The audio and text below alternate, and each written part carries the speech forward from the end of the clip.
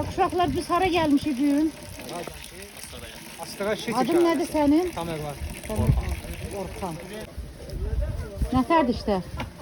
Ben kalıram siz gedince. Yok da hele olmaz. Yulə, kızlar bura bakın.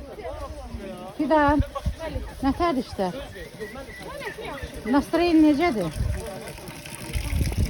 Şahin, bugün bizim bələdçimiz Şahin. Gelin. Gelirik.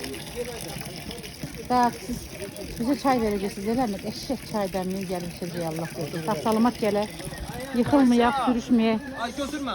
Bu bizim rehber. Kolumda daşınır. Ramazan, Bəli. salam söyle. Sağlam. Senin adın nedir? Sağlam. Ruslan. Ruslan. Sen can. Bak biz gelmişik Avyarut kəndinə. Avyarut kəndinə gəlmişik. Geçək sərin su içmişik. 20 sentyabr 2025-ci ildir.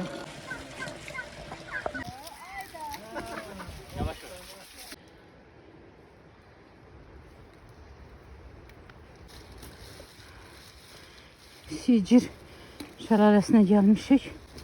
Astarda yerləşir. Avyarut kəndindən. Bir şəlalə o tərəfdədir. Bir şəlalə bu tərəfdədir.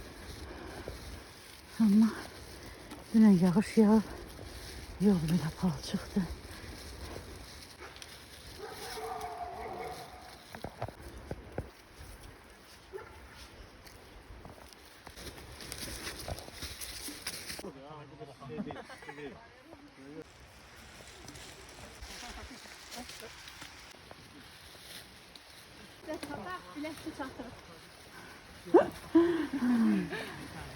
Güneşi 4 kilometrelik yolda.